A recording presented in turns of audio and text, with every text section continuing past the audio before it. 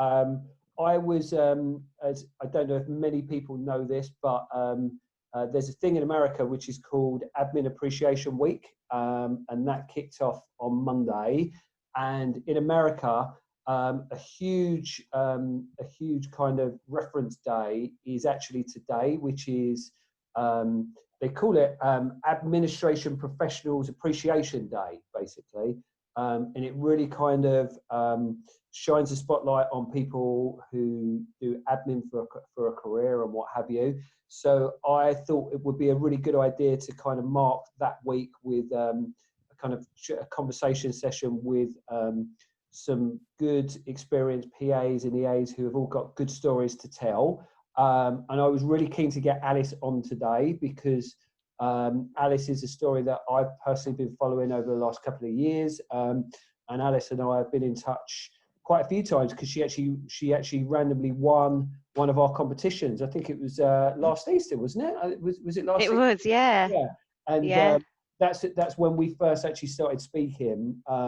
And Alice's career has kind of, she's moved up the ranks and then gone on to set up a networking group which is kind of really taken over, called the Canary Wharf PA Club. So I thought it was Alice would be the perfect person to get on today to have a conversation with, and her and I are just going to have a little chat about her career journey, and hopefully there's going to be some kind of inspiring stories there and some tips that people can get from it. And I know that Alice has been very active in learning about mental health and being a bit of a champion for that over most recently. So that's something that that we're kind of keen to have a conversation with about as well. So so that's a little bit of an introduction. So first things first, thanks for jumping on board, Alice. It's great to have you here. Could we perhaps start with a bit of an introduction from yourself and what take us back to your kind of early career of how you got started in the workplace and how you got kind of, you went in to start being secretarial and doing PA bits and pieces. Yeah, sure. So thanks for having me. Hello, everyone. So really, I suppose it started when I left school. So I didn't stay on for uni. I didn't do A levels. I got to age 16 and realised that I wanted to work. I wanted to earn money. I actually was brought up in pubs. So from a young age, I was kind of pot washing and waitressing behind the bar, that sort of thing. So I've always been kind of a bit of a grafter. So I suppose I enjoyed school. I went to grammar school, but it was never something I wanted to pursue after kind of year 11. So yeah, age 16, I went into my first job, and it really was a kind of basic admin role. I was a production assistant at a factory, actually, a local factory in Kent, where I'm from, and it was just doing kind of sorting out postal bags, helping them shrink wrap boxes in the factory, just anything really, getting involved with every kind of aspect of it. And I actually really enjoyed it because you got to see kind of the whole operation, which is what actually drew me to wanting to become a PA. And actually my goal at that time was to become a PA in London. That was my dream job. And it was only shortly after that actually happened. But at that time I was kind of working in this local factory. It was a printing factory. So not that exciting really. It was printing kind of financial documents and things like that. But yeah, got involved in every aspect of the role, and then decided that I'd like to go and work in London. So a job came up in the finance team. And although I was never really good at maths, I thought, you know what, I'm going to give it a go. It's getting me one step closer to that role that I want, working up in the big city and stuff. So got a job in the same company, but with the finance team, and worked there as their assistant. So doing things like reconciliations and posting checks out and things like that, invoicing. And actually it was when the PA to the CEO left that I kind of said, well, finance is probably not for me. I did do a course in AAT that the company had funded, but I think that's what made me realise that it wasn't for me. I just didn't gel very well with the course. I did level 2, and I think there's about 5 levels, and I just knew that I just wasn't going to get through all of those. So when she left, I kind of put myself forward for the PA to CEO role, which was actually kind of a joint position at that point because the company had sort of changed structure a little bit. So I actually became like the office manager / PA to the CEO. Mm. But yeah, did that for a couple of years. And really, I think that was when the kind of mental health side of things kicked in. So we'll talk about that a bit more later. But that was, I would say, the kind of changing moment for me. I was about 20, 21 at that time. Yeah. So obviously we'll discuss that in a moment. But after that, I did a sort of in-betweeny job. It was a 6 to 9 month contract, Yeah. again in a PA role. But because I hadn't had much experience being a PA, that's what I wanted to get. So I knew this wasn't going to be the kind of end role, but it was a stepping stone to hopefully something else, which it was. So after the 9 months finished, that company actually kind of got sold off and stuff anyway. But I got the job at Citibank. Yeah. And again, just kind of worked my way up. So I joined as a team assistant on the trading floor. And then just through, someone left. So I put myself forward for her role. And that was more of like a floor assistant Yeah. and looking after some of the MDs. And that then sort of progressed to being PA to the global head of the trading floor. So that was really good. I did that till I went off on maternity leave, the first child. And that's really actually when I realized that how important networks are and just how important it is to connect with other PAs and assistants, because I'd never really had a network up to that point. I was quite a kind of lone ranger, as it were. I kind of always sort of stayed on my own and just got the job done and went home. And it was through that role that I realised how important a network is, which actually then led to me getting the PA to the CFO role at Citibank, which I did, so I was there for 6 years. I think it was about 6 years. Went off and had another child, came back, and then that's when I joined where I am now, which is American Express. But yeah, kind of the Canary Wharf PA Club and everything came from that role at City, I'd say. Brilliant. One thing that I've listening to what you're saying there, which I certainly picked up on. You didn't mention anything about specific secretarial or PA qualifications. So did you not do any of that at all when you first started, or a little bit further down the line? Nope, I had no. I've kept up with sort of people, the networks that are around now, but that's been quite a recent thing. I must admit, up until, like I said, when I found out about networks, because I didn't really know networks existed. I didn't know that was a thing really until when I started the PA Club. I'd created one within Citibank, an EA network, and we did kind of internal trainings. So we'd get internal stakeholders, IT, travel management team to come and give us presentations and train us up, but no actual qualifications my end. So that was something I would probably look at doing, but I just think I've got this far without them, so maybe it's something that it would be nice to have, but I don't think it's a requirement. Yeah, no, 100%. No, it's refreshing to hear, because we always from a recruitment perspective, a lot of our clients always say, oh, what's qualification for this and what's qualification from that.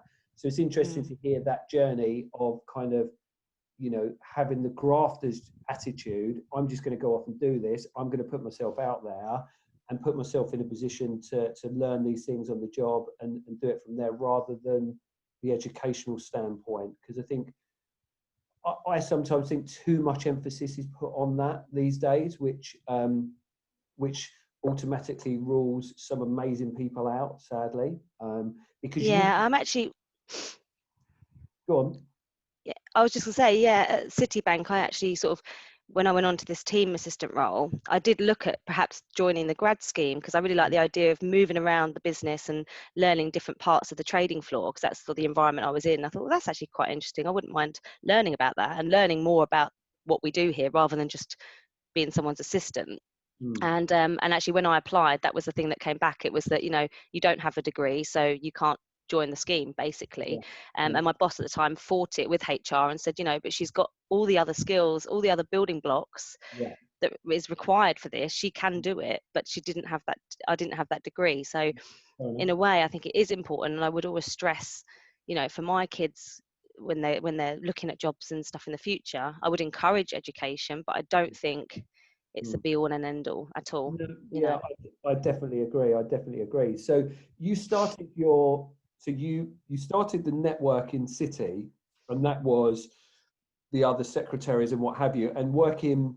I know, working for some big kind of investment banks, working on the trading floor, is a really good entry point, isn't it? Because it's so harem-scarum and quite manic, and it's a bit of a baptism of fire, isn't it? So you kind of use that experience and then got to know lots of other people. Did you did that kind of initial network, because that's obviously what took you on to do the Canary Wharf group?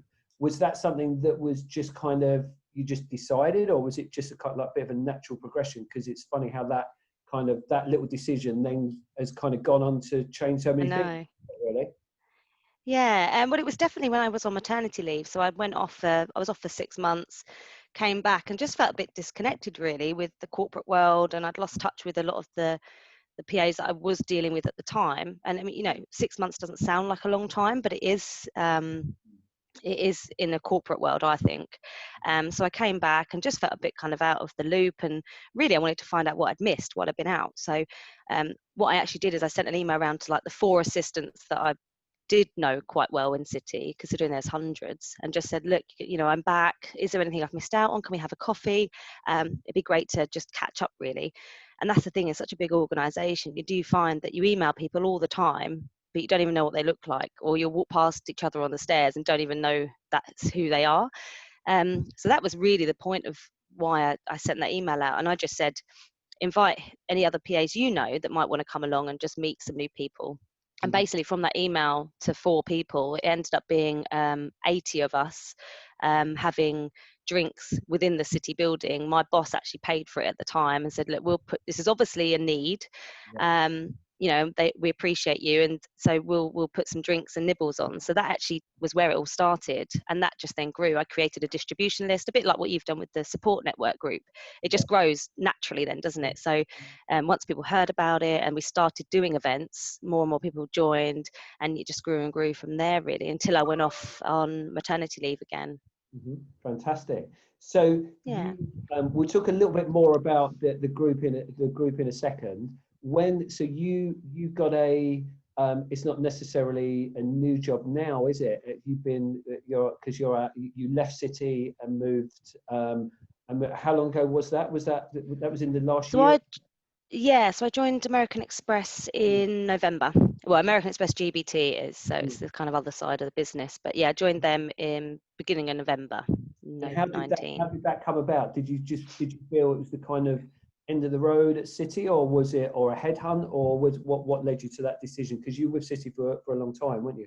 Yeah, and do you know what? I loved working at City. I loved the culture. I loved the people. I've been there a long time, so I knew, I felt comfortable there. That was like I could walk around, and because I had the PA network, you'd go to lunch, you'd see people, and it was comfortable. But basically, it was through LinkedIn actually. So I'd seen the job go up on LinkedIn, and one of my members from the Canary Wharf PA Club actually worked at American Express GBT, and I'd said to her about it. I said, "Oh, this role's come up. It's a senior EA to the COO role.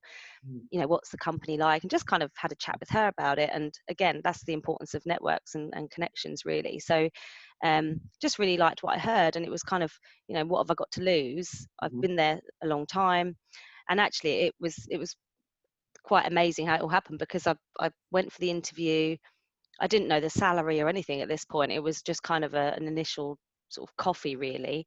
And the lady that was supporting my boss was retiring after 20 years. So she'd been with him for 20 years. So I was like, oh, wow, that's obviously a good sign. If someone's been with this guy for 20 years, that really sold it to me. And it was really just kind of all the things I didn't realize I wanted or needed. They were there. So it was kind of, more flexibility. Working at the bank, there wasn't really much flexibility with working from home and things like that. It was more money. It was supporting one person, whereas at City, I was supporting kind of 3 people plus their teams and their teams. I was just kind of an assistant to everyone, because I'd been there so long and I'd said yes to so many things. I'd taken on all these extra responsibilities that you don't get paid extra for, but they become part of your role. So I just felt like it was time for a clean break, just to start again. So yeah, obviously got offered the role, and it's quite funny because when I told my boss that I was leaving, they straight away tried to match the salary and tried to do all these things to keep me, and it was just kind of, I was a bit like, oh God, do I stay? Do I go? But I think once you've kind of stepped over that line, I think there's a reason you've done that. Do you know what I mean? It's like you wouldn't have done that otherwise. Yeah, 100%. And it's again, working. This isn't about me. This is all about you. Working in recruitment, that's super common that we hear people get all the way through the process, they hand the notice in, and then they get a counter offer. And from that perspective, it's kind of like, well, if you could do that before, why has it taken me to hand my notice in to actually get the things that, if I'm that well regarded, why is it all happening now? So I Yeah. get. So you say that there's a little bit more flexibility and what have you. What's a kind of general week like for you? Do you do set days at home, or is it just more a case of you've got the opportunity to do that?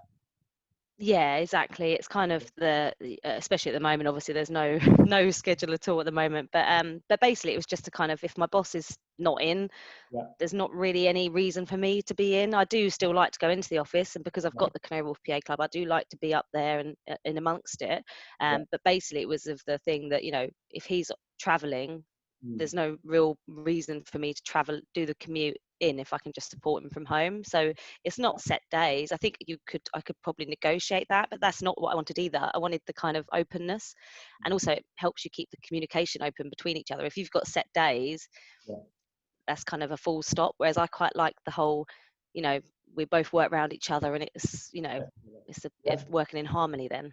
Yeah, definitely. And I think that there's going to be a lot more of that, isn't there, in the weeks and months to come, moving forward. So the Canary Wharf PA Club, I'm sure a lot of people that's on this session at the moment have heard about it. We've all seen about it, and I think it's fair to say that you've done some amazing things. You had your wellness summit not that long ago, and it's kind of grown from inception to something from the outside looks really good and huge and massive. So the first question that I've got for you is, how do your employers, how do they feel about you having such a big network, and having a network as big as that obviously takes a lot of work and maintenance and what have you. Are they totally cool with that, or is there ever been any kind of conflicts and stuff like that? That's something that I often think about when I see people doing these things. So has that come up before? It has in a way, but not what I would describe as a conflict. I think I've always been very, like I said, I like to be open, and I mean, you know me well enough now anyway. I like to share how I feel, and I don't really scare away from things. If I'm passionate about something and I think it's worth doing and I want to do it, then I will do it. So I think when I was at City and I set it up, obviously as part of actually compliance anyway, if you have any kind of outside interests or directorships, then you have to declare them. So that was kind of the first kind of hurdle, was me actually declaring, well, actually I'm setting this group up, I am going to be doing events and things like that. And basically, they ask you these questions: is it going to interfere with your day job? How much are you earning? Things like that. That's what they want to know. And once that was approved, that was kind of my green light, really, because I thought, as long as they're happy, I'm happy.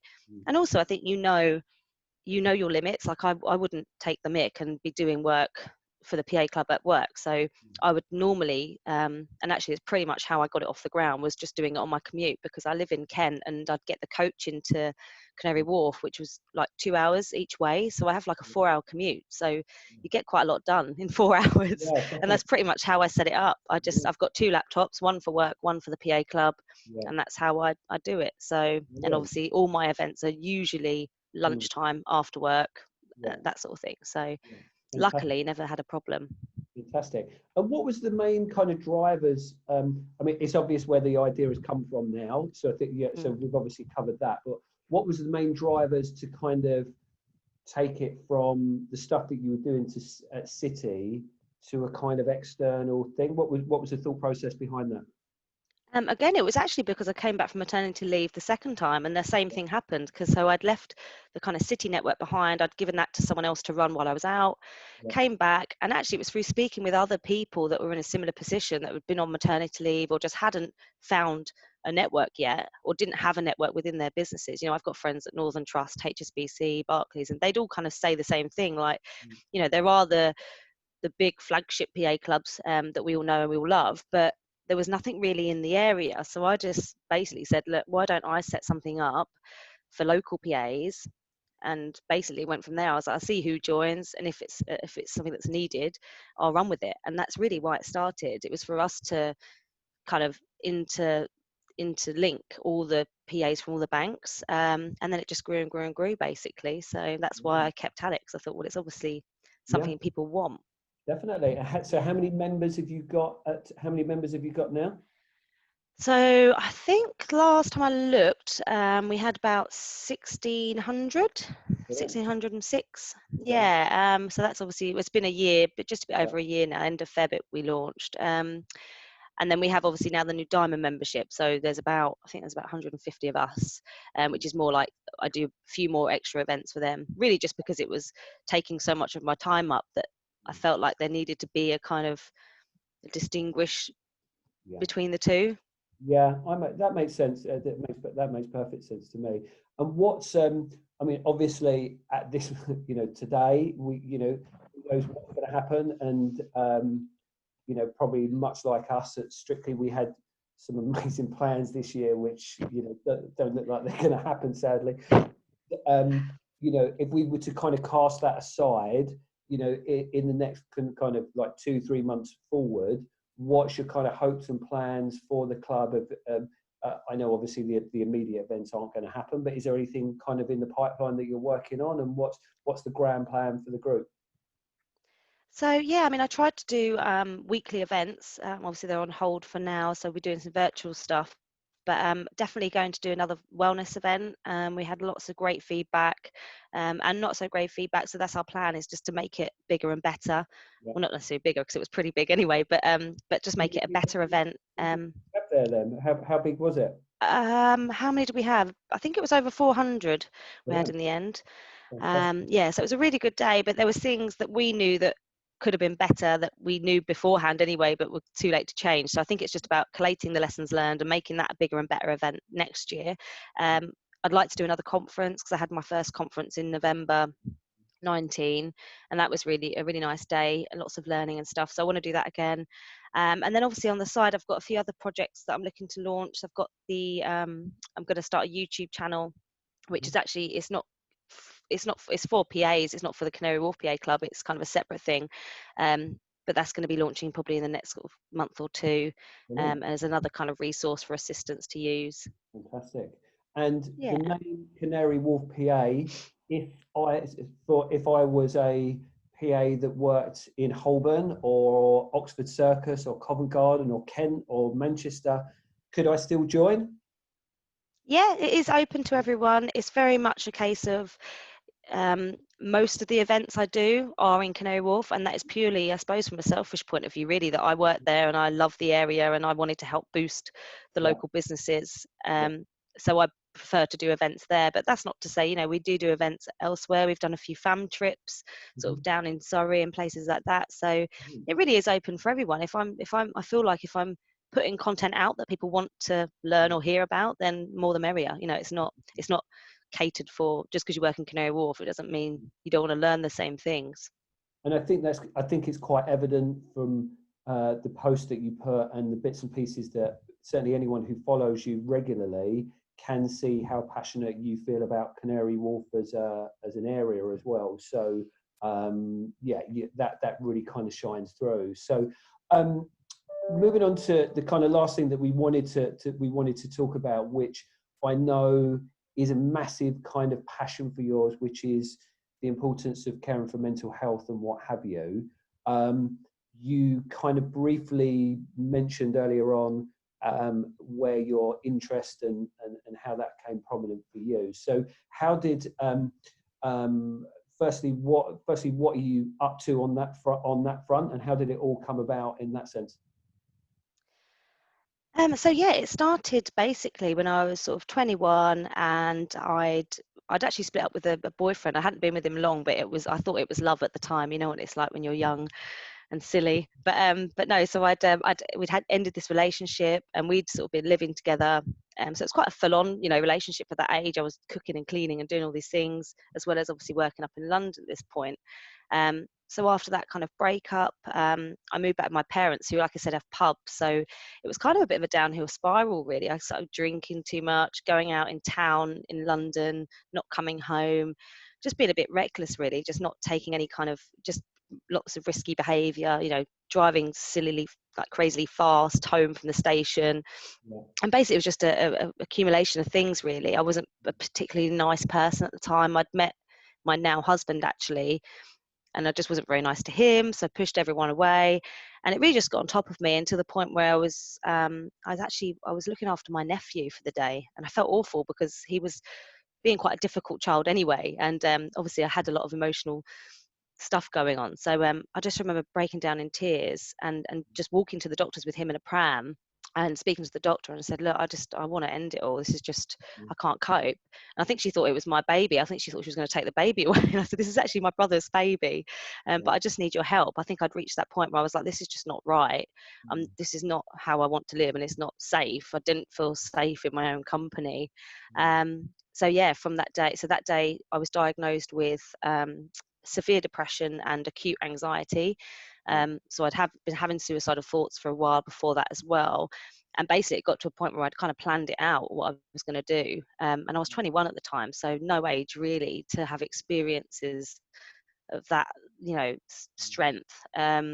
Apart from a breakup, it was not really, I'd had an eating disorder that kind of led to certain things, but no real massive life event that made me feel like that. So basically after the diagnosis, I went to live with my mum for a few months and just kind of got myself better. I found volunteering really helped, and that's really just where it came from. I think when I got better, I was like, I don't want anyone else to feel like that, because you don't have to feel like that. There are so many things out there that you can do to help yourself and help others.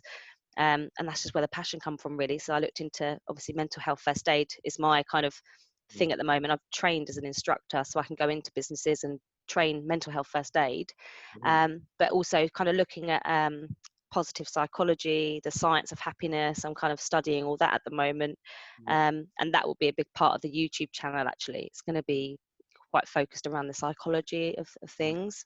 But yeah, so that's kind of why I'm here. Brilliant. And with the, firstly, taking 1 second here. Thanks for being so open and honest about your story. It takes a lot to kind of say, to put those things out there in a public forum. So, thanks so much for kind of sharing that with us. I didn't expect you to be that open. So I am open. I did tell you. It's the only way you can be. Yeah, no, exactly. Look, and so much respect for that. Moving forward, obviously, this is from your own experiences and and passions and what have you. The the bits and pieces, what you say about being able to go into businesses and train them and give them advice and what have you, is that an avenue that you would hope to investigate a lot deeper in the future? Is that on the radar, or just see where it takes you at the moment? Yeah, definitely. It's something I'd love to pursue. If I could do that full time, it'd be amazing. Equally, I love being a PA. I think that's what I've been born to do. I love helping people and making people happy, and effectively being a PA, that's what you do every day, isn't it, for your boss? So they're really supportive. If anything, I feel like I can bring my skills to the business the company I'm with now. So I hope that, I were actually today I was meant to be delivering a mental health first aid course for American Express, which has obviously been cancelled until further notice. So that's probably the avenue I would take, rather than a kind of going off on my own and doing it. I think I'd like to do it just in a supportive environment, rather than a kind of money driven way. I think it means Yeah. I think it means a little bit more than you've got other drivers for kind of getting involved with it, other than financial. So look, this has been an amazing conversation. It's great, as I say, your journey is really, really inspiring. You've done some great things and what have you. Just before we kind of open it up for some questions from people here, what advice, if any, would you give to anyone in the PA EA community who wants to kind of do the things that you've achieved, what kind of advice would you give from the stuff that you've learned along the way? What kind of key, one or two key pointers would you say to people?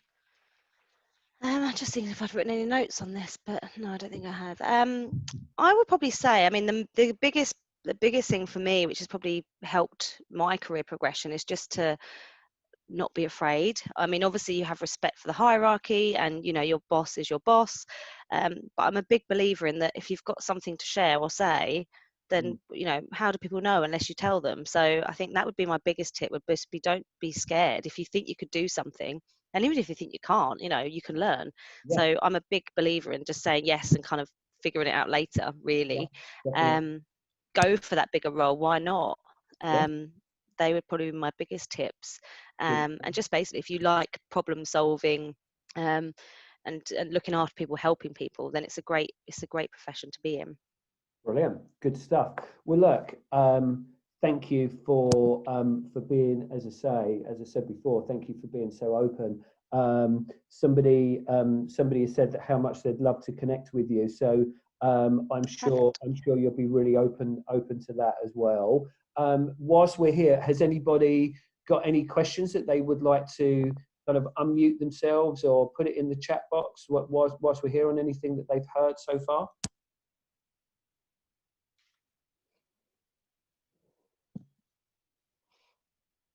I think I've talked everyone's ears off, probably. Not at all. Not at all. I'm pretty sure everybody's is. I'm pretty certain.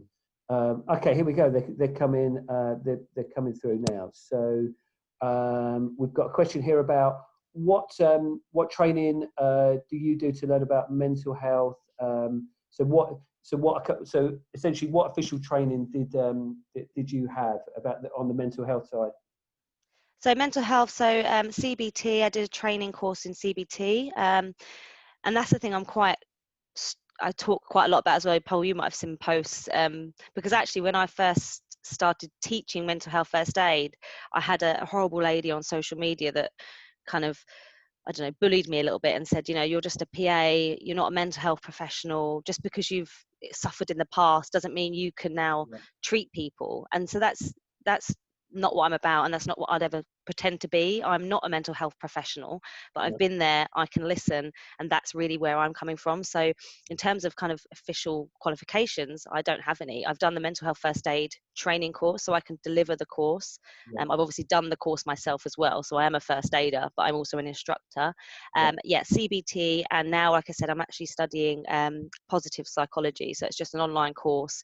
You download the materials, there's workbooks, things like that, tests at the end, and just reading lots of books. I think reading books is just the best way to learn. I've actually just finished this book here, which is Angela Duckworth, Grit, if anyone's interested. And grit is basically all about kind of overcoming difficulties, um, to achieve goals, basically being passionate and persevering with things despite how tough the times get. So I really recommend that. But yeah, just reading books, really. Emma was asked that. Yeah. Good. Okay. Fantastic. We haven't had a question, but it's another really nice post which says very inspirational and lovely to listen to. So Thank you very much. another thank you. Mhm. So look, if there isn't any other questions from anyone, very interesting. Oh, here we go. Can I ask whether you have any outstanding goals that you'd like to achieve as a PA? It's a good question. Oh, Danielle Sims. Hello, Danielle. Oh, wow. Hi, Danielle. Danielle. um, It's a oh, very old outst- contact of mine, Danielle. So thanks for joining, Danielle. Outstanding goals. I mean, I've got goals. I don't know if they're linked to being a PA, I suppose, because I don't know, it's all kind of one big journey for me. But I suppose, well, I did actually email my boss the other day because I found out that companies are now hiring CHOs, which are chief happiness officers. And I was like, oh my God, sod the chief of staff role. I want to be the chief happiness officer. So I actually pinged him and I was like, look, I'm putting CHO on my goals list for next year. And he was like, oh, that sounds like a job I'd like to do. So I just said, well, if you do that, I can assist you in it. So yeah, I've got goals, but they're probably a bit too sky high at the moment. Good stuff. Brilliant. Okay. Well, I think And obviously, if anyone's got any questions they want to ask personally, like, please do reach out. I'm always around. I'm always on LinkedIn, so ping Definitely. me a message. How do people get in contact with you, and how do people become a member of the Canary Wharf PA Club? So Canary Wharf PA Club, if you're looking to join, just literally go to the website cwpaclub.com. There's a members page there. I've actually turned memberships off during this period because I didn't think it was fair really to be taking new people on and charging people money or anything like that. So they're on hold, but obviously if you reach out to me, we can sort something out for when we're back up and running. Like I said, the YouTube channel, it's going to be called The Gritty Assistant because of this book actually. And that's going to be all about kind of, being resilient and passionate and determined and focus and growth as an assistant, and just sharing any tips and stuff on there. So that's something you can all look out for. But yeah, other than that, just connect with me on LinkedIn. Fantastic. Brilliant. Well, look, thanks so much for your time.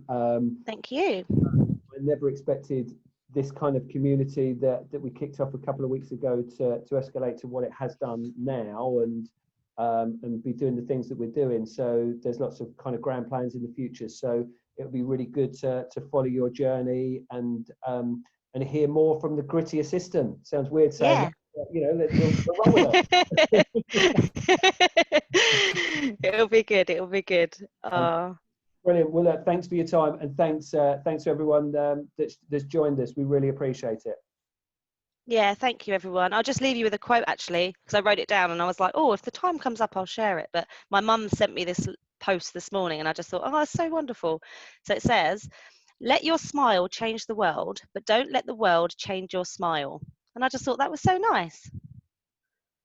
I totally agree. That's brilliant. Yeah. What a lovely way to finish. Thanks, Alice.